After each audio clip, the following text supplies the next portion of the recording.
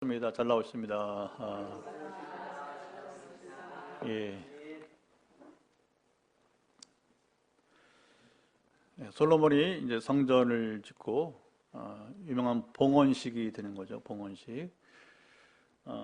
그래서 1절부터 11절은 그 봉헌의 이제 즈음에서 상황 이야기 나오고, 그리고 12절부터 21절까지는 솔로몬의 봉헌사, 그리고 이제 금요일 날 볼 22절 이하는 이제 솔로몬의 봉헌 기도가 되게 됩니다. 이제 봉헌사는 사람들에게 하는 것이고, 봉헌 기도는 하나님께 드리는 기도가 되게 되는 것이죠. 이게 구별이 참 중요한 겁니다. 사람에게 하는 말, 하나님께 하는 말, 하나님께 드리는 말이 이제 기도가 되겠죠, 그렇죠? 1절을 먼저 읽어보도록 합시다. 1절 시작. 이에 솔로몬이 여호와의 언약궤를 다윗성 곳 시온에서 메어 올리고자 하여 이스라엘 장로와 모든 지파의 우두머리 곧 이스라엘 자손 족장들을 예루살렘에 있는 자기에게로 소집하니. 대축제가 되게 되는 것이죠. 다윗이 언약궤를 모시고 예루살렘으로 올 때에도 큰 축제였어요, 그렇죠? 그런데 이 솔로몬 성전 건축 후의 축제는 더 큰 것이죠. 언약궤만 모실 때 하고, 물론 그것도 상당한 축제였습니다. 왜냐하면 이제 다윗이 예루살렘에 왕도를 삼고, 그리고 이제 나라가 안정되니까 이제 멀리 있던 이제 이 언약궤를, 언약궤는 당시 성전이 짓기까지는 바로 하나님께서 함께 하시는 그 임재의 자리가 바로 이제 언약궤였던 것이죠. 언약궤를 메고 가면 하나님 임재하는 가운데 전쟁을 치르면, 물론 이스라엘 제 가운데 가면 엘리 제사장 때처럼 법궤 들고 와서 소용없어요. 법궤 빼앗기잖아요, 그렇죠? 그러나 정상적으로 이스라엘 하나님의 백성으로서 하나님과 함께하는 군대가 되면 반드시 여러분 이 언약궤를 들고 나가면 승리하게 되는 것입니다. 언약궤는 여러 가지 이제 이야기들이 많잖아요, 그렇죠? 어쨌든 다윗 때보다 비교할 수 없는 큰 축제가 이제 솔로몬 성전 건축 봉헌 때라고 보게 되는 것이죠. 우리가 이제 한 주여 전에 이제 우리가 성전 건축 이제 새 성전 건축 착공 축제배를 드렸는데, 여러분 착공 축제배를 드릴 때보다 봉헌할 때, 우리가 입당할 때 더 큰 축제가 되겠죠, 그렇죠? 지금 시작이니까. 그러나 시작이 아니고 이제 우리가 이제 건축을 마무리했을 때는 말할 수 없는 기쁨과 여러분 축제가 있게 될 것입니다. 우리 모두 울지 않겠나 싶어요. 울지 않겠나 싶어요. 왜냐하면 개척 3년 9개월 만에 착공해서 이제 일단 내년 초면 4년 몇 개월 될 거예요. 이제 4년 몇 개월 만에 이제 그만한 성전을 건축하면, 어쨌든 간에 하나님 선물이니까 하나님 선물로 주시고 이제 그 터를 삼으시니까, 세상 말로 말하면 이제 멍석을 깔아 주신 것이니까 이제 그 터 위에 포항탕 고르크하게 역사가 점점 더 이루어져 갈 것입니다. 그때 축제가 얼마나 크겠어요, 그렇죠? 그 상상을 해보시면 되겠죠. 성전 봉헌은 보통 일이 아니에요. 보통 일이 아닙니다. 그 목회석에서도요, 늘 하는 말이 있어요. 이제 목회자가 목회 평생에 경험할 것이 뭔지 아냐 했을 때, 그 중에 하나가 성전을 건축해 뭐 하느냐 이렇게 말할 정도로, 이건 아무나 하는 게 아닙니다. 하나님께서 기회를 주신 자만이 성전 건축할 수 있습니다. 저는 그 신대원 다닐 때 그 신대원에 장로신학대학에 이제 우리 거기 신학대학원 대학원 다 있죠. 저는 거기에 이제 학부는 다른 대학을 나오고 거기 신학대학원 신대원이라고 신학대학원하고 이제 박사과정 했어요. 그래서 학부랑 석사는 거기서 하지 않고 이제 다른 학교에서 하고 이제. 근데 신대원 다닐 때 뭐냐면 우리는 그 건축을 하게 돼, 건축. 그래서 그때 우리 동기들이 막 신대 3학년 때 그래서 막 먼지 날리면 건축하면서 이제 그때 막 우리 신대 1학년 때부터 3학년까지 주로 그 결혼 많이 했거든요. 신대 나이가 이제 각기 다르지만 되게 이제 이렇게 그때쯤 결혼을 많이 했어요.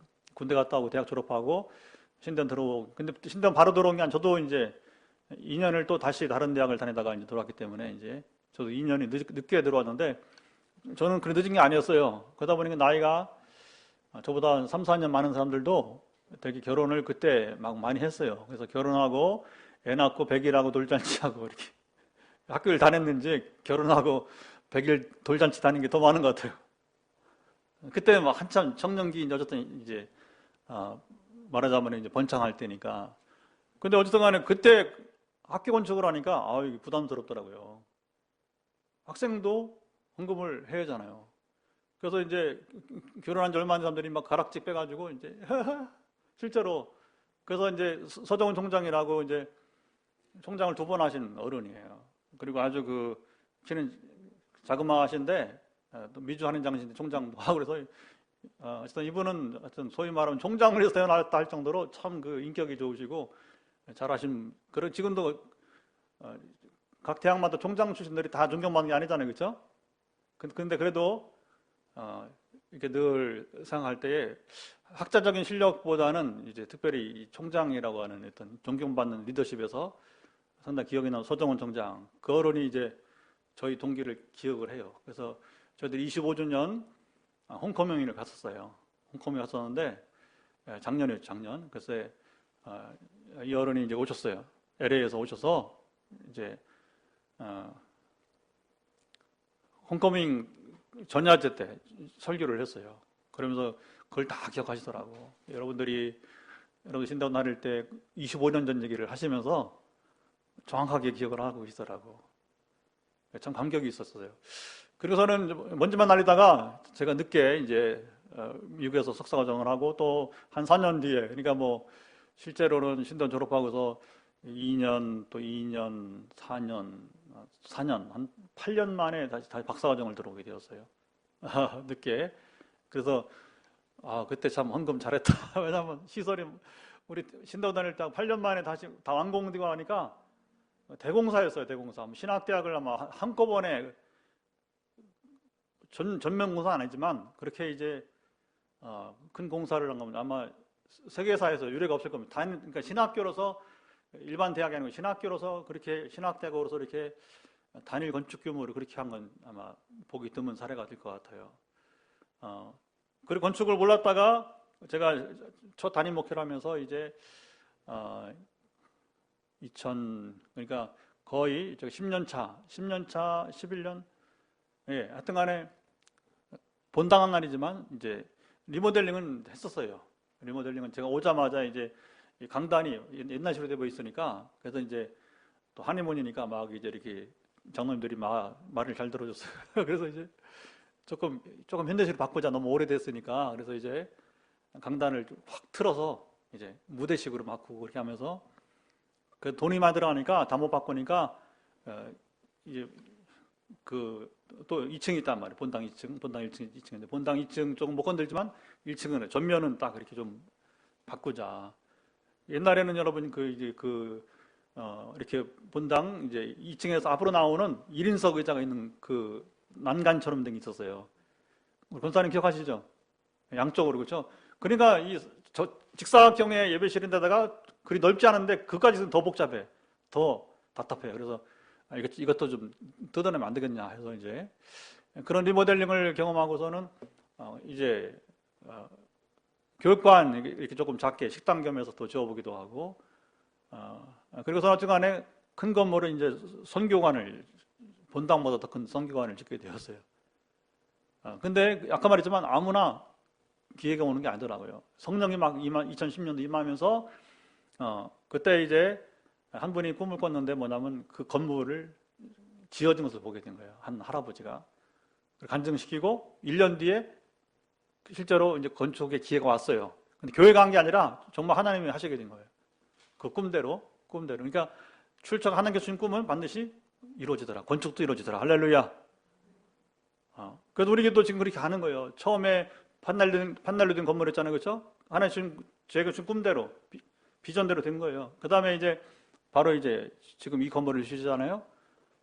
그래서 하나하나 뭐냐 하나님의 때가 되는 게 이루어지게 되는 건데 어쨌든 제 생에 성기관도 줘보고 이제 리모델링도 해보고 작은 교육관도 줘보고 그다음에 이제 진짜 본당을 줘보게 되는 것이죠. 할렐루야. 아무나 짓는 게 아니에요. 아무나. 여러분들도 이제 이렇게 교회 생활하면서 아무 때나 이렇게 기회가 오는 게 아니고 하나님께 주시는 때가 있는데 그걸 함께 노력합시다. 그리고 솔로몬의 이 축제와 같은 대축제가 될 수 있길 축복합니다. 어쨌든 우리는 이 개척을 축제로 우리가 모두로 가고 있으니까, 그래서 우리가 착공도 기공도 이제 축제로 시작했으니까 우리가 우리 우리 이제 입당할 때도 귀한 축제가 더 언제나 이루어지기를 기대해 봅니다. 예, 언제 이 성전 봉헌이 됐느냐? 자, 2절 보게 되면 물론 이제 대축제니까 거기 보면 이스라엘 모든 지파의 우두머리 이스라엘 자손 족장들을 이제 소집을 했겠죠. 왕명으로 각 지파의 대표들은 이제 수장들은 예루살렘으로 모이라. 축제니까 사람들이 모여야 될 거 아니에요, 그렇죠? 축제는 어떤 사람이 모여야 돼요. 그래서 우리가 지난번에 착공이 축제가 된 것은 수원수도 와주고 경산, 대구에서 와주니까 이게 축제가 더 그 감동 있는 축제가 되는 것이죠.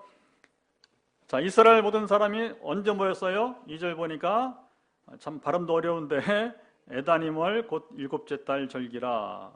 언제냐? 양력으로. 우리 뭐 어차피 모르는 말이니까 양력으로 뭐 하면 어떻게 그냥 9월, 10월이에요. 9, 10월. 옛날에 또 달력을 보면 2달 단위로 이렇게 갔어요. 이렇게. 6월절은 3, 4월. 그게 이제 우리 뭐 음력하고 맞물려서 가는 거예요. 비슷하게. 그래서 항상 같지 않고 옛날에는 이제 태양력보다는 주로 이제 음력을 많이 이용했던 것 같아요. 이렇게. 그래서 이제 태양력은 나중에 이제 발달해서 이제 정착이 된 것 같고, 어쨌든 간에 9, 10월에 성전 건축이 완공이 되었다. 그리고 자, 이제 3절이 중요한 3절이 봅니다. 시작. 이스라엘 장로들이 다 이름에 제사장들이 궤를 매니라. 자, 우리가 이 궤를 맨다는 것은 굉장히 중요한 의미가 있는데, 민수기 3장 30절 31절 보게 되면 아무나 이 궤를 매지 못하고 레위 자손들 중에서도 고앗 자손들이, 누가 자손이라고요? 고앗 자손들이 그 따지고 보면 누구냐면 이제 모세 이제 조상들이 그 후손들이 되는 거예요. 말하자면 이제 그래서 고앗 자손들이 뭐냐면 이제 거기서 궤를 매게 된 거예요. 근데 궤는 어디 매라고요? 어깨에 매는, 어깨. 수레에 태우면 안 되는 거예요. 이건 수레에 태우면 안 되고 어깨에 매는 거예요. 그래서 다윗이 큰 이 대가집을 했잖아요. 그렇죠? 그래서 전 모르고 아니면 이제 알았지만 또 무의식적으로 할 수도 있고, 이게 사람이 그렇잖아요. 불순종이라고 하는 것이 의도적으로 한 경우도 있고 아니면 무의식 가운데 할 텐데, 뭐 다윗이 뭐 그걸 의도적으로 했겠어요. 말씀을 잘 지킨 사람인데. 근데 그냥 뭐 그렇게 자기 현장에 없었든지 아니면 어떤 우연찮게 같은 간에, 그러나 결국은 불순종이 돼서 그 레위 자손 중에서 특별히 이제 여러분 그 지정된 사람들의 어깨에 매서 가야 되는데 그게 안 했단 말입니다. 그만 수레에 실어서 옮기다가 한 청년이 죽잖아요. 참 슬픈 이야기죠, 그죠? 그리고 다시 이제 후에 그것 때문에 바로 또 예루살렘 못 모시고 오고 중간에 뒀다가 다시 예루살렘으로 이제 모시고 올 때는 그때는 이제 제대로 뭐 법규를 지켰던 얘기 우리가 잘 기억하지 않습니까?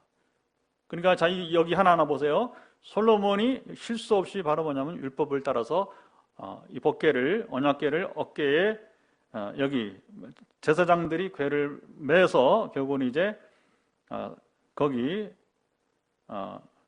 성전 안으로 들어오게 되게 되는 것입니다. 자, 이제 이 한 가지 한 가지 여러분 지키는 것이 중요합니다. 여러분, 우리가 하나님 말씀을 지키는 것은 큰 것에부터 시작되지만 작은 것부터 시작이 됩니다. 이게 중요한 거죠. 그래서 우리도 하나님 말씀을 지켜갈 때 한 가지 한 가지 온전히 지켜갈 수 있게 축복합니다. 그래야 소위 말하는 큰 율법도 지킬 수 있는, 큰 계명도 지킬 수 있는 거예요. 작은 거 못 지키는데 큰 계명 지킬 수 없게 되게 되는 것이죠. 4절 여호와의 궤와 해막과 성막 안에 모든 거룩한 기구들을 메고 올라가되, 자, 제사장과 레위 사람이 그것들을 메고 아무도 손대지 못합니다. 제사장들과 레위인들만이 결국은 뭐냐면 이제 이것을 옮기게 되는 거예요. 요즘 말로 하면 성전을 건축하고 성구를 드리게 되었다고 하는 거죠. 우리가 시공사 계약을 했잖아요. 시공사 계약은 성구를 빼놓고, 성구를 빼놓고 나머지가 이제 다 이번에 계약한 것에 공사가 되는 것입니다. 그러면 나중에 이제 성구는 따로 드려야 돼요. 그러면 그 성구 의자부터 해서 성전의 모든 예배 필요한 강단부터 이제 이런 음향, 요즘은 이제 현대예배당이니까 부득이 음향이 필요하잖아요. 영상이 필요하잖아요. 그렇죠? 그래서 어쨌든 그 필요한 것들을 드리는 것을 말하게 되는 것입니다. 5절도 읽어볼까요? 5절 시작. 솔로몬 왕과 그 앞에 모인 이스라엘 회중이 그와 함께 그 궤 앞에 있어 양과 소로 제사를 지냈으니 그 수가 많아 기록할 수도 없고 셀 수도 없었더라. 제물이 많았더라. 왜 그래요? 제사를 드린 사람이 많았기 때문에 그런 거예요. 제물은 그냥 왕이라고 뭐 여러 마리 드린 게 아니고, 그렇죠? 지정된 게 있단 말이에요. 지정된 게. 그래서 이제 많은 제물을 드렸다는 것은 뭐냐? 그날 제사에 참여한 사람이 많았더라. 왜? 전국에서 왔잖아요. 전국에서. 그리고 이제 그 제물을 드림에 있어서 우리 한 가지 짚고 넘어가서 뭐냐면 제물은 아까우면 안 돼요. 제물은 우리가 이 부분은 좀 예민한 부분이 있는데 우리가 제물을 드리면 예물을 드리면 여러분 아깝게 여기지 말고 기꺼이 드립시다. 즐거이 드립시다. 시편도 보게 되면 즐거이 드리자. 이게 참 여러분의 이제 봉헌은 즐거워야 돼요. 즐거이 드려야 돼요. 왜냐하면 사실은 이 봉헌의 의미는 그렇게 봐야 돼요. 우리가 이제 이렇게 제물을 드린 것은 예물을 드린 것은 뭐냐면 하나님이 열을 주셨는데 그중에 우리가 하나를 드리는 게 11조고 그죠? 나머지는 또 조금 우리가 해서 이미 우리가 이제 그 사용하면서 이제 하나님 주신 것을 사용하면서 드리는 것이 예물이란 말이에요. 그러니까 없는 것을 드리라고 하는 것은 성경에 없어요. 하나님 없는데 빚져서 빚내서 지라고 하는 건 없어요. 보통 그렇습니다. 뭐 특별한 상황 아니면 거의 뭐 빚내서 지라고 하는 건 없어요. 그러니까 이제 우리 가진 것 중에서 드리게 되는데 어쨌간에 우리 솔로몬 제사 때는 여러분 이제 이 성전 봉헌 제사 때는 얼마나 즐거이 기쁨으로 느꼈습니까? 그래서 마치 이스라엘이 이제 다윗 왕가가 시작되면서 실제 왕정 체제 이후에 최고의 경사하니 그죠? 이때에 여러분이 이제 제사는 더욱더 즐거이 드린 제사가 되었으리라 보게 되는 것이죠. 자, 6절 성구가 각기 들어가는데 특별히 여기 한 가지 첫 강조된 것이 무엇이냐면 제사장들이 여호와의 언약궤를 자기 처소로 메어 드렸으니 어디에 들어갑니까? 장소가 위치가 성전의 내소는 뭐야? 안쪽에. 그러니까 성막은 성소가 있고 성소 안에 지성소가 있어요. 그래서 그 내소로 가는 것은 뭐예요? 성소의 또 안쪽에 한 번 더 들어간다는 얘기죠. 그래서 이제 성막의 구조를 따라서 성전도 지어진 거예요. 다만 성막에 비하면 몇 배로? 2배로. 성막에 비하면 2배로 이제 확장돼서 지어진 것뿐이고 나머지는 여러분 다 동일하게 되는 것입니다. 그렇게 보시면 되겠고요. 그래서 지성소가 가장 내부에 내소에 들어가게 되고 그래서 이 지성소는 여전히 1년에 몇 차례? 단 한 번만 7월 10일 대속제일에 그것도 그 해의 대제사장 한 사람만이 들어가서 제사를 할 수가 있어요. 근데 이게 가장 중요한 제사예요. 요 지성소 안에서의 제사가 바로 뭐냐면 이제 이스라엘 모든 백성의 죄를 사하는 그래서 대속죄의 날이라고 그래요. 대속죄. 모든 이스라엘의 죄 그러니까 그 하나의 왕가와 그리고 또 더불어 뭐냐 모든 지방인 사람들 모든 이스라엘의 죄를 다 속죄하는 게 바로 뭐냐면 대속죄이래요. 그래서 이 언약궤를 모시는 이 지성소가 굉장히 중요하게 되는 거죠. 그래서 이제 성막이나 성전 제도에서는 지성소가 가장 깊은 하나님과의 교제의 장소로 보게 되는 것입니다. 가장 깊은 한 장소, 고지 교제 장소. 그걸 우리가 찬송으로 부를 때 바로 뭐냐면 이제 십자가 사건 이후로 성소와 지성소 사이가 이제 이렇게 휘장이 위에서 아래 갈라지면서 더 이상 구분이 없어지니까 우리가 들어오라 지성소로 오라 하면 찬송 부르잖아요. 그렇죠? 우리가 예수 그리스도 이름으로 누구든지 여러분 이제 성소만 아니라 지성소까지 그냥 통과할 수 있게 되는 것이죠. 할렐루야. 그래서 뭐냐? 하나님과 가장 깊은 교제를 십자가를 통해서 우리 죄를 구속하신 그리스도로 말미암아서 하나님과 교제가 가능하다는 것입니다. 이게 이제 의미가 있는 그래서 우리 제사 제도를 알아야 그리스도의 희생 가치를 더 알 수가 있는 것이고 그리고 주님의 희생 가치는 더욱더 의미가 있는 줄 믿습니다. 그리고 이제 거기 지성소에는 그룹들의 날개 아래에 언약궤를 두었더라. 그래서 피를 어디다 뿌리는 거예요? 바로 그룹들의 날개에다가 피를 뿌리게 되는 겁니다. 짐승의 피를 잘 구별되게 보관했다가 대제사장이 대속죄일에 가서 이 그룹들 천사 모양의 날개 위에다가 피를 뿌리게 되는 거예요. 그래서 이것을 갖다가 속죄소, 다 같이 뭐라고요? 속죄소. 그렇게 이제 피를 뿌리는 그곳. 그래서 여기가 이스라엘 모든 죄를 사하는 곳이기 때문에 속죄소라 그렇게 부르기도 하는 것입니다. 예, 그리고 이제 다시 궤 얘기가 계속 나오는데, 자, 그 궤 안에는 9절 보죠. 시작. 그 궤 안에는 두 돌판 위에 아무것도 없으니 이것은 이스라엘 자손이 애굽 땅에서 나온 후 여호와께서 저희와 언약을 맺으실 때에 모세가 호렙에서 그 안에 넣은 것이더라. 원래 이 언약궤는 두 가지가 더 뭐가 있었어요? 돌판 말고 아론의 쌍난 지팡이, 아론의 지팡이. 그래서 이제 그 아론의 구원에 도전했던 사람들이 이제 지팡이를 다 들고 왔는데 보니까 누구 지팡이에만 싹이 났어요? 아론 지팡이. 그래서 이게 뭐냐면 이제 하나님께서 아론에게만 권위를 주었다. 제사장의 권위겠죠. 이제 그래 그 사건을 기념하기 위해서 아론의 쌍난 지팡이. 그리고 뭐가 있어요? 만나 항아리가 있어요. 만나 항아리가. 그런데 이미 세월이 출애굽 후 세월이 많이 흘렀단 말입니다. 그리고 또 왜 다른 건 상실했지만 이것은 보관했을까요? 다른 건 상실했어도 결국 이스라엘 중요한 건 뭐라고요? 말씀이 중요한 거예요. 말씀. 두 돌판에 뭐가 있어요? 십계명. 십계명은 613개의 계명을 요약한 거예요. 축약한 거예요. 축약. 10가지 계명 안에 다 사실은 뭐냐면 엄밀히 말하면 나머지 이제 613개라고 하면 이제 603개가 다 포함되어 있는 거예요. 거기에 십계명 안에. 그래서 결국 하나님과 이스라엘 관계는 어디에 달려있다? 하나님 말씀에 달려있게 되는 것입니다. 자, 이제 솔로몬이 봉헌사를 하기 전에 나오는 모습이 뭐냐면 바로 이제 구름이 성전에 가득하게 되는데, 자 11절 읽어보죠. 11절 시작. 제사장이 그 구름으로 말미암아 능히 서서 숨기지 못하였으니 이는 여호와의 영광이 여호와의 성전에 가득함이었더라. 구름은 뭘 의미하는 거예요? 하나님의 영광을 상징하는 거예요. 그냥 구름은 여러분 이렇게 지상에 깔립니까? 아니에요. 구름 어디 있어요? 하늘에 공기 중에 있잖아요. 그렇죠? 근데 그것이 뭐냐면 이 성전 안에 들어왔다는 뭐예요? 하나의 영광의 구름이 있다는 거예요. 그리고 이 구름을 뭐라고 불렀냐면 옛날에 이스라엘은 쉐키나. 우리 여기 기도할 때 음악 있잖아요.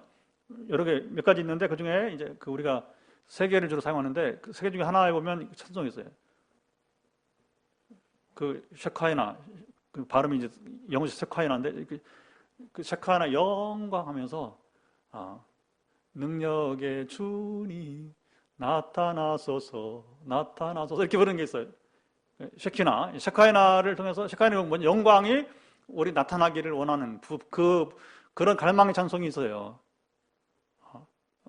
우리 김 목사님은 기억하세요? 아시죠? 네. 그 이제 매일 새벽 기도하니까 이제 이걸 알죠. 이 음악을. 왜냐하면 우리가 이제 3주마다 거의 돌리니까 하나씩 여러 개 있는데 그래도 이 세 개가 제일 기도하기가 좋은 것 같아요. 그렇죠? 다 좋죠? 세 개가 다 그렇죠? 네. 다른 건 또 할 수 있지만 그냥 세 개로 일주일씩 돌리는 거예요. 일주일씩. 이번 주는 요거, 다음 주에 이렇게. 근데 그 중에 하나가 이 쉐키나 찬송하는 게 있어요. 능력의 주님이 영광 가운데 나타나기를 갈망하는 마음으로 부른 거예요. 굉장히 좋은 찬송입니다. 굉장히 기도할 때 많이 도움이 되는 거죠. 자, 여기서 이것이 의미하는 게 뭐냐면요. 성전은 하나님이 임재하는 곳이라 해야 된다는 것입니다. 성전은 하나의 영광이 임해야 됩니다. 다시 말하면 하나의 영광이 임하지 않는 교회는 아무리 대리석으로, 아무리 여러분이 이제 호박덩어리로 여러분 이제 가장 화려한 보석으로 여러분 꾸며놔도, 아무리 여러분 두꺼운 여러분 이제 그 기둥으로 세워놔도 그건 돌덩이에요, 돌덩이. 그러나 아무리 초라하고 작아도 중요한 하나님 영광이 쉐키나 영광이 임하는 곳에 그것이 교회입니다. 그래서 여러분 우리가 이 봉헌터전에 가장 중요한 게 바로 성전 봉헌의 가장 중요한 게 뭐냐면 하나님 영광이 임재했다는 겁니다. 포항 땅은 거룩하게 우리 교회가 규모가 중요한 게 아니고 정말 이 성전 우리가 건축 후에 이 쉐키나 한 영광이 임하는 감동을 맛보았으면 좋겠습니다. 그래서 이번에도 어쨌든 간에 개척교회 성정 착공 예배로는 정말 더 이상 이렇게 감동될 수 없는 시간을 따고 다들 얘기하더라고요.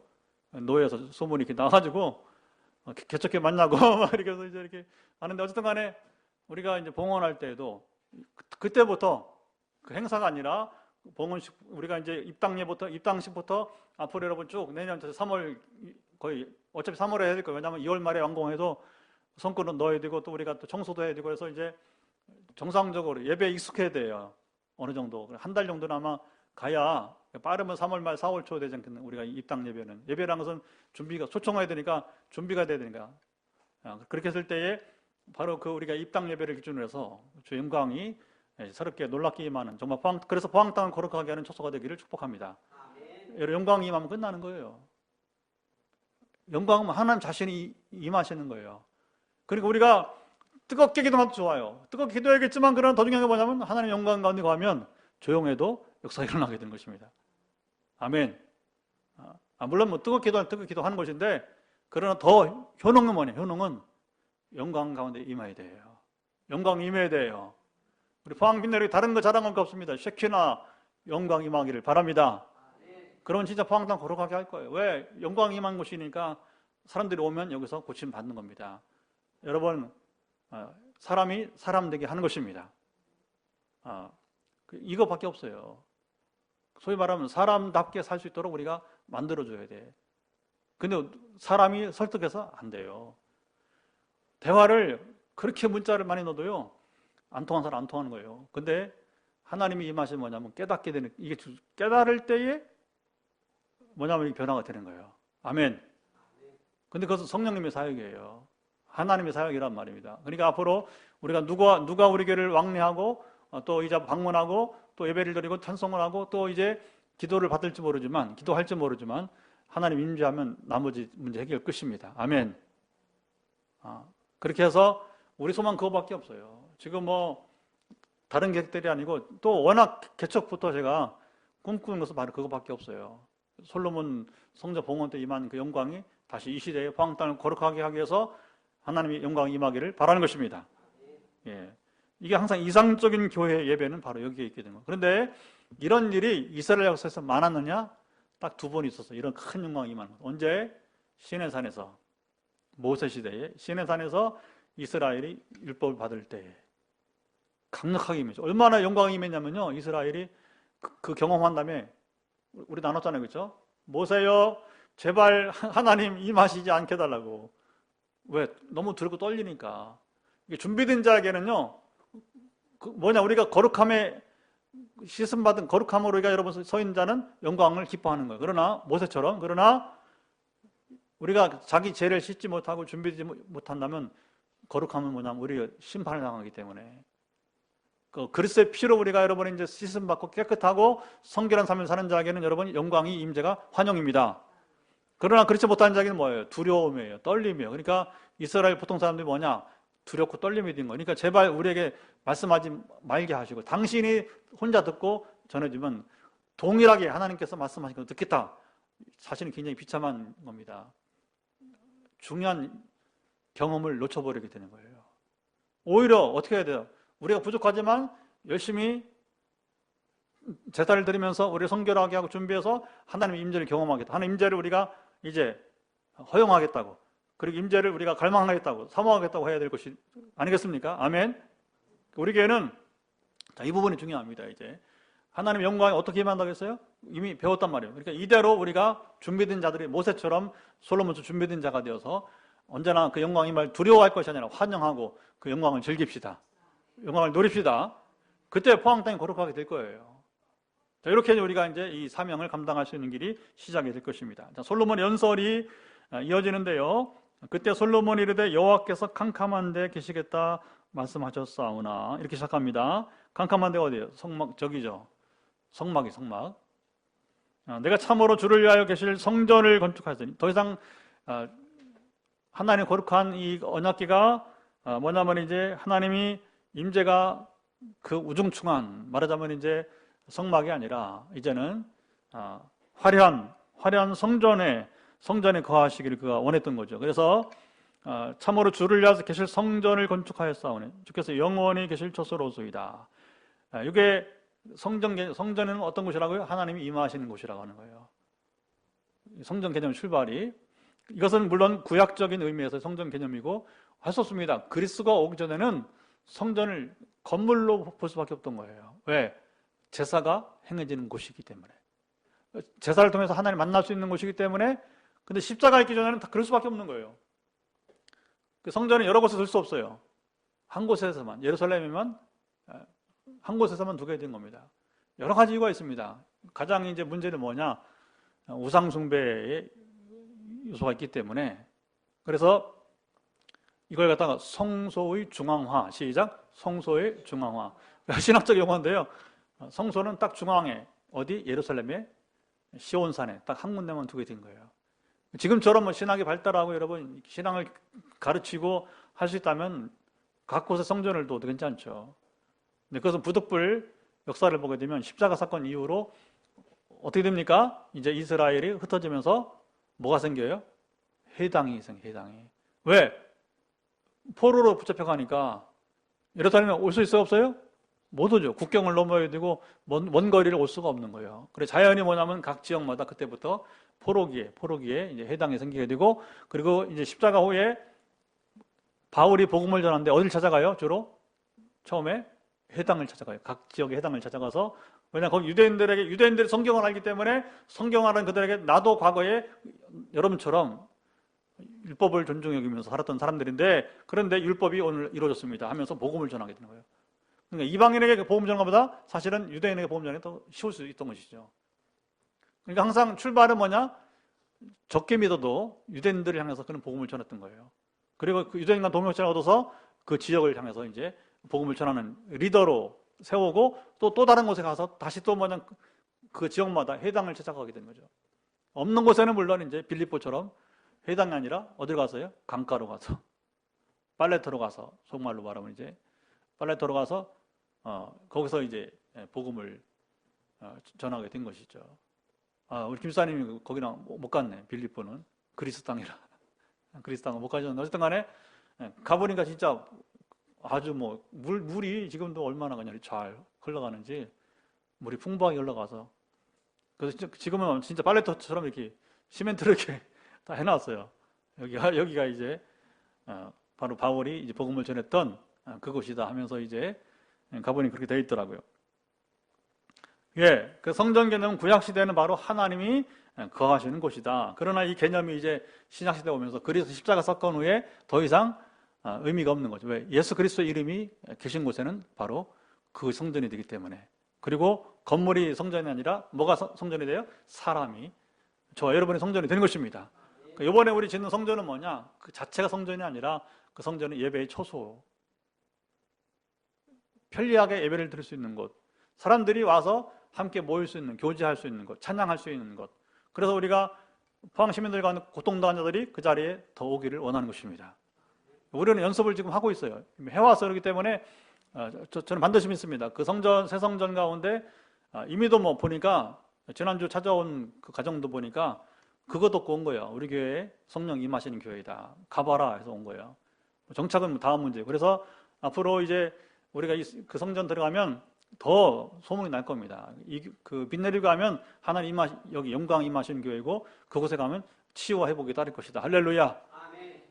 그래서 이 초소는 포항 시민들을 여러분 구원하는, 특별히 육신의 병든 자들과 12회 그 면담, 제가 상담 뭐라고 하나요? 인터뷰한 것처럼, 그래서 육신의 병든 자들, 그 다음에 이제 영혼과 심령의 여러분이 이제 고통당한 자들, 그들을 기도로 섬기는 초소가 되어야 될 것입니다.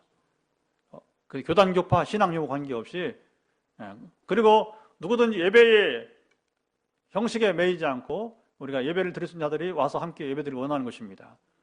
아마 그렇게 하다 보면 어느 때에 우리가 팀1이 지금 구성돼 가고 있으니까, 그래서 9월달부터 팀1 이제 주기적으로 준비할 거예요. 이제 리더가 나왔으니까 리더를 중심으로 해서 일단 우리가 연습이 이제 함께 이제 합주가 돼야 되니까, 그렇게 하다 보면 때가 되면 더딘 것처럼 보면 팀2, 팀3 나오면 ENF에 여러분이 이제 선포대로 우리가 하루에도 3번이라도 각기 다른 팀이 여러분 근데 이게요, 제가 보니까 210석이라는 이게 참, 오늘 예배 끝날 무렵에 우리 노예 청년연합회들이 올 거예요. 왜냐하면 토요일 날 아침 9시부터 저녁 6시까지 청년부 수련을 여기서 합니다. 제가 이제 지도 목사인데 갑자기 연락이 왔어요. 그래서 목사님이 지도 목사님이시니까 여기서 수련을 할 수 있게 해달라고 그래서 우리 작다 그랬더니 많이 안 모이대. 한 15명, 20명 모이니까 여기 될 수 있겠다 하더라고요. 그래서 오늘 답사 와요. 그래서 토요일 날 여기서 하게 되는데 어쨌든 간에 이 청년들이 여러분 가령 400석, 500석, 1000석 뛰면 부담이 돼야 안 돼요? 안 모이니까 요즘 여기도 와서 하는데 여러분 그런데 뭐냐면 이게 한 200석 정도 되면 딱 좋은 거야. 왜냐면 인원이 그렇게 많이 오지 않더라도 어느 정도 차면 되니까 그죠? 그러니까 아마 대규모로 하는 것보다는 어느 선에서 특색이 있는 예배를 드린다면 제가 이렇게 꿈꾸는 겁니다. 꿈꾸는 건데 그게 뭐냐면 비전이에요. 그래서 ENF가 그렇게 선포하고 갔겠다 싶어요. 지금 포항 땅에도 진정으로 여러분 예배 형식을 떠나서 그 자유 가운데 진정으로 하나님 영광 가운데 예배를 드리기 원하는 자들이 많다는 것입니다. 그러니까 그걸 선포한 거예요. 그래서 하나님께서는 우리와 함께 하시고 쉐키나 영광 가운데 거하시게 될 거예요. 그러면 그걸 알면 지금 일부 소문 난 것처럼 그 소문이 더 퍼져서 포항 빗내리 가면 영광 가운데 예배를 드리겠다. 이런 게 중요합니다. 제가 오래전에 여러분 발렌방 신학 갔을 때 어떤 일이 있었냐면 이제 그때 이제 회복 캠프하면서 이제 마지막 안수하잖아요. 탁탁탁. 그런데 보니까 세션 거기도 있잖아요. 신디랑 이제 기타 리스트 있고 저기 있는데 그 한 4명이 계속 이제 기도하면서 반주를 하더라고. 그래서 그러니까 뭐 반주하니까 이게 기도하기도 힘들었지. 짧게 안수하고 지나갔어. 근데 딱 끝나고서 간증이 나왔는데 기타리스트 한 명이 간증을 한 거예요. 뭐라고 하냐면 자기는 평생 오늘 같은 날을 꿈꿨다는 거예요. 그게 뭐냐 하나 임재 가운데 예배를 기타리스트 기타 잘해요. 졸업했어요 이제. 그럼 이제 어디서 하는지. 근데 이 친구가 그 간증하더라고. 다른 학생보다는 약간 나이가 서너 살 많았어요. 그 당시 한 27살 정도. 권사님 그때 계셨나 모르겠습니다. 그 어쨌든 중요한 건 뭐냐면 자기는 정말 그렇게 음악을 연주했어도 하나님의 실제 임재하는 경험을 못했다는 거예요. 그런데 제가 안수한 순간에 순간 하나님의 그 임재를 경험했다는 겁니다. 할렐루야. 저는 몰라요. 간증하니까 하는 거죠. 그러니까 영광의 경험이라는 것은 각자가 경험하는 것이지 심지어 안수한 자도 몰랐어요. 또 제가 기억나는 그 여러 가지 경험 중에 팔렘방 경험이 많거든요. 한 번은 팔을 들고 한 형제가 기도하는데 종 1시간 가까이 기도하잖아요. 캠프하면 그렇죠? 근데 계속 1시간 동안 손을 안 내려. 근데 딱 봐도 지금 제가 지금 엄청난 경험하고 있던 사실들을 눈으로 보겠더라고요. 끝나고 간증하죠. 너무 정말 꿈 같은 그 일이 펼쳐지니까 팔을 아픈 것도 모르고 그 임재 경험 속에서 황홀한 경험들이 그러니까 여러분 그런 거 영광 가운데 어떤 이걸 신비주의로 볼 것이 아닙니다. 그렇게 여러분이 폄하할 것이 아니에요. 그냥 임재 자체로서 우리는 여러분 그것으로 감격이 드는 것입니다. 할렐루야. 그래서 성전은 임재의 초소가 되어야 되고, 자, 얼굴을 돌이켜 이스라엘 온 회중을 위하여 축복하니 그때 이스라엘의 온 회중이 서 있더라. 가장 감격스러운 예배가 이때가 되는 거예요. 그 감격은 임재 때문에. 우리에게 소망은 다른 거 없어요. 하나님 임재 영광이 떠나지 않도록 우리가 철저하게 깨어서 성결하게 살아가면, 거룩함이 있으면 그 영광이 떠나지 않는 교회로서 포항 땅 거룩하게 할 줄 믿습니다. 그러나 우리가 누구든지 하나님 말씀을 업신여기고 성경 그대로예요. 우리가 성결하지 못하면 우리는 모든 건 다 물거품이 되는 겁니다. 열왕기가 앞으로 보여줄 게 그거예요. 솔로몬이 지금 그렇게 시작했지만 나중에는 영광이 떠나잖아요. 그게 이제 누구든지 그래서 장담할 수 없다는 것이 조심해야 되죠. 그러나 끝까지 이기는 자는 계시록 말씀과 같이 여러분 이제 우리는 승리하게 되는 것입니다. 자, 왕이 이르되 이스라엘 하나님 여호와를 송축할지로다. 자, 여호와께서 그의 입으로 내 아버지 다윗에게 말씀하신 것을 이제 그의 손으로 이루셨도다. 이루시기를 뭐예요? 자, 이제부터 솔로몬이 봉헌사는 뭐냐면 다윗 언약이 성취되었음을 선포하는 것입니다. 여러분 이게 간증이에요. 그래서 이 봉헌사의 가장 중요한 것은 뭐냐면 그냥 형식적인 그런 미사여구 현학적인 그런 표현을 써서 드리는 것이 아니고 여기 솔로몬의 기도 보세요. 우리 장로님들 기도처럼 하늘 위에 계시고 높은 보좌에 계시고 그런 말 있어요 없어요? 없단 말이에요. 여기는 하나님의 경험하는 그런 말을 안 써. 아주 확실합니다. 하나님 어떤 분이 확실하게 표현한 것입니다. 그러니까 미사여고 여러분이 상투적인 어구 쓰지 않는다는 거예요. 왜 그러냐? 경험이 있기 때문에. 경험인 자는 그런 말 안 써. 그냥 있는 대로 그대로 선포하는데, 바로 오늘이 어떤 날이냐? 아버지 다윗에게 약속하신 그 약속이 성취되는 날이다. 여러분, 우리 최고의 소망이 뭔지 아십니까? 하나님이 주신 꿈이 오늘 내게 이루어졌다는 것입니다. 전에 우리 김사님 눈이 밝아졌을 때 그랬잖아요. 하나님이 저를 알게 해서 문자를 보내게 했잖아요. 지식의 말씀 은사라고 그래요. 그러니까 이제 나중에 와서 본인이 어떻게 알았냐고, 어떻게 알기는 이제 간증하라고 이제 확신을 주는 거지. 김지사 그건 우연이 아니야. 내가 행한 것이 하나님께서. 그러니까 뭐냐면 담임 목사한테 하나님 행한 것이라고 하는 사실을, 여러분, 그러니까 그게 더 확신이 되잖아요, 그렇죠? 아멘. 그렇게 되는 거란 말이에요. 이제 여러분, 우리는 경험돼야 되고, 그 경험은 여러분 바로 뭐냐면 선포하기가 참 좋은 것입니다. 자, 그리고 16절도 너무 중요합니다. 읽어보죠. 시작. 내가 내 백성 이스라엘을 애굽에서 인도하여 낸 날부터 내 이름을 둘만한 집을 건축하기 위하여 이스라엘 모든 지파 가운데서 아무 성읍도 택하지 아니하고 다만 다윗을 택하여 내 백성 이스라엘을 다스리게 하였노라 하신지라. 자, 여기 아무나 성전 건축을 하지 않고 누구에게? 다윗을 택하여서 이스라엘 다스리게 하고, 이 끝이 아니에요. 그 다음에 다윗은 성전 건축할 마음이 있었지만 17절, 그러나 이 마음이 내게 있는 것이 좋도다 하면서 다윗의 그 마음을 인정하지만 그러나 허락은 하지 않았다는 것이죠. 19절, 내 몸에서 낳을 내 아들 그가 내 이름을 위하여 성전을 건축하리라 하시더니, 그 말씀이 오늘 그 아들인 솔로몬 나를 통해서 오늘날 이루어지게 되었노라. 아멘.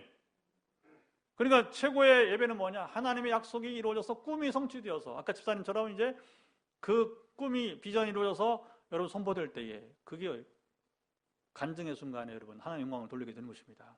우리는 그 기쁨을 누리게 되는 것입니다. 지금 꿈꾸고 꿈이 이루어지길 기다리는 분들 반드시 이루어지기를 축복합니다. 예. 이를 악물고 기다리세요. 그리고 이를 악물고 움직여야 돼. 여러분, 믿음은 몸이 따라가야 됩니다. 계속 기도해 주세요. 우리 김은혜 선도님이 믿음으로 걷게 하옵소서. 이를 악물고 걷게 하옵소서. 여기서만 아닌 집에서도. 왜냐하면 여기서 하는 시간은 한정적이잖아요. 그 5시 집에 있기 때문에 집에서라도 어쨌든 간에 혼자라도, 이게 여러분 신앙이 아니라도 마찬가지예요. 정말 이를 악물고 불굴의 의지로 나는 걸을 수 있다. 나는 하나님께서 주신 꿈의 사람이 하면서 외치면서 나갈 때에 될 것입니다. 그래서 그것이 될수록 속도는 빨라지는 거예요. 아멘. 믿음도 같이 작용하는 거예요. 그런데 여러분, 여기서 우리가 마지막 말씀을 정리하기 전에 중요한 요소가 뭐냐면, 성전을 말하면서 내 이름을 둘만한 집이라. 시작. 내 이름을 둘만한. 성전은 하나님의 이름을 둘만한 곳이라 해야 됩니다. 성전 건물 아니에요. 성전은 하나님의 이름을 둘만한 곳이라 해야 됩니다. 그럼 뭐냐? 격이 맞아야 된다는 거예요. 여러분, 성전은 하나님의 이름의 격이 맞아야 됩니다. 여러분, 우리가 지금 신비한 경험을 하고 있어요. 성전을 짓는 경험하는데, 왜 그러냐? 하나님의 이름을 둘만한 곳이 되기 위해서 성전을 건축하시는 거예요, 하나님께서. 아멘. 장로님이 어제 왔다가 이제 하루 자고 오늘 옆집하고 또 논의할 게 있어서 많이 또 진척됐어요. 그래서 이제 일을 보셔서 갔어요. 다시 수원을 하는데, 하여튼 올 때마다 그 얘기를 하는 거예요. 올 때마다. 왜냐, 한 주 한 주 우리가 진척되잖아요, 그렇죠? 근데 희한하게 비가 와도 이 공사, 우리가 지금 그날에 해야 될 일을 하게 했어요. 한 주간 사이에도. 그때 펜스가 이제 쳐진 거 봤죠? 사진 봤죠? 펜스, 가림막 봤죠? 그렇죠? 그게 그냥 되는 게 아니에요. 그게 측량이 돼야 되고, 그 다음에 이제 환경들이 돼야 그걸 치게 되는데, 그거 치기까지 어려웠던 거예요, 그동안에. 일단은 열집합 그거 하기로 약속 받았기 때문에 펜스가 올라가는. 그러니까 어쨌든 간에 법이 중요한 게 아니라 양해가 돼야 그 다음 뭐가 되는 것이니까. 그게 하나하나 이루어져 가는 것들을 보면, 그래서 나도 힘든 부분이 있다고 말하면, 이 장로님 뭐라 하면, 목사님, 그 정도 가지고 뭘 그러냐고. 여기 근숙교회나 대구에 수원 하학교는 그 목사니까 아무것도 아니야. 그냥 크게 마음 먹고 그냥 가라고. 수원에 여러분 하학교에는 여러분 가장 친한 친구가 있었대요, 목사님. 근데 건축하면서 가장 반대자를 앞장서 가지고서 얼마나 고생했는지.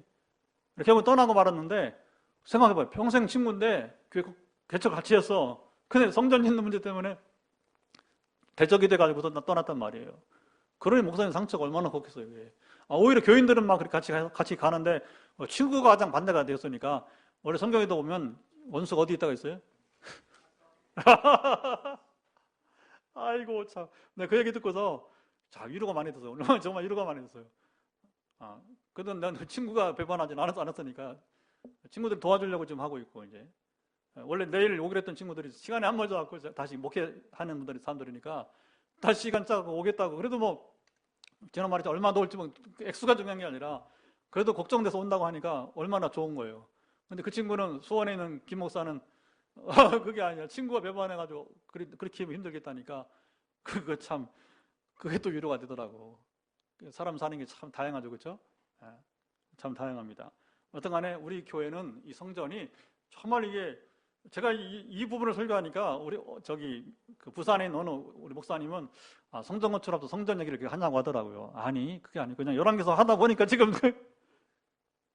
목적을 두고 하는 게 아니잖아요. 그냥 시리즈로 하다 보는데, 그랬더니 이제 이 친구가 이렇게 맞아, 때로는 신비하게도 설교가 계획을 하지 않았는데 타이밍이 딱 맞는 경우가 있지 그러더라고요. 또 이제 지금 우리가 그렇게 되고 있어요. 중요한 것은 그게 아니라, 제가 여러분을 뭐 설득한 것도 없고, 그렇죠? 다만 뭐냐, 성경대로 오늘 이 사건이 이루어지이다. 하나님의 이름을 둘만한 포항 빛내리게. 시작. 하나님의 이름을 둘만한 포항 빛내리게. 아멘. 그러면 오늘 굉장한 거예요. 하나님의 영광이 임하는 교회, 임재가 임하는 교회. 그래서 여기 오는 자들이 여러분 육신의 고통, 여러분 육신의 질병, 영혼과 여러분 심령의 고통당한 자들이 와서 위로받고, 그리고 여러분 고침받는 그런 교회. 그래서 하나님의 영광이 더 드러나고 그 이름을 둘만한 성소가 되길 바랍니다. 그럼 끝난 거예요. 나머지는 뭐 이제 차차 부차적으로 해결될 줄 믿습니다. 자, 마지막 이제 20절, 21절 보게 되면 여기 이제 마지막 선포가 나오는데, 이제 여호와께서 말씀하신 대로 이루시도다. 내가 여호와께서 말씀하신 대로 내 아버지 다윗을 이어서 일어나 이스라엘 왕위에 앉고 이스라엘 여호와의 이름을 위하여 성전을 건축하고. 이게 뭐냐? 약속이 이루어지도록 자기가 순종했다는 겁니다. 자, 보세요. 약속이 있어도 솔로몬이 순종하지 않으면 지을 수 있는 거 없는 거예요? 못 짓는 거예요. 여러분, 꿈이 있다고 되는 게 아니라 꿈을 이루도록 우리가 순종해야 됩니다. 그러니까 어떤 간에 회복도 치유도 마찬가지요. 같이 움직여줘야 돼요. 마음만 하면 안 됩니다. 몸이 움직여야 될 것입니다. 내가 또 그곳에 우리 조상들을 애굽 땅에서 인도하여 내실 때에 그들과 세우신 바 여호와의 언약을 넣은 궤를 위하여 한 처소를 설치하노라. 그게 뭐냐? 마지막에 봉헌사는 이렇게 해서 아버지 주신 언약이 이루어지게 되고 내가 순종하였더니 오늘날 이렇게 아름답게 이루어졌노라. 할렐루야. 그래서 축제예요. 하나님 약속이 이루어졌고 오늘날 그것이 이루어졌음을 선포하는 게 바로 축제입니다. 여러분, 축제는요, 춤추고 노래해서 축제가 아니에요. 우리 착공예배도 왜 축제냐? 하나님이 이루신 일이기 때문에. 우리가 땅을 알아보고 사고 팔고 그런 게 아니고, 이렇게 해서 하나님께서 가만히 있었는데 이루셨다. 그리고 이것이 앞으로 이루어져갈 것을 우리가 기대하면서 여러분들을 초청했다. 그리고 이제 하나님 선하신 일들이 앞으로도 더 놀랍게 이루어질 때에 우리가 함께 주님의 이름을 높이자. 할렐루야. 그래, 축제예요. 그래서 앞으로 이 땅도 어떻게 될지 기대를 해봅시다. 그때까지 우리가 할 수 있는 일들을 지금 솔로몬이 순종해 나간 것처럼 아름답게 순종해 갈 수 있기를 주님 말씀 완전히 축원합니다. 자, 이제 우리가 이 말씀을 따라 기도하도록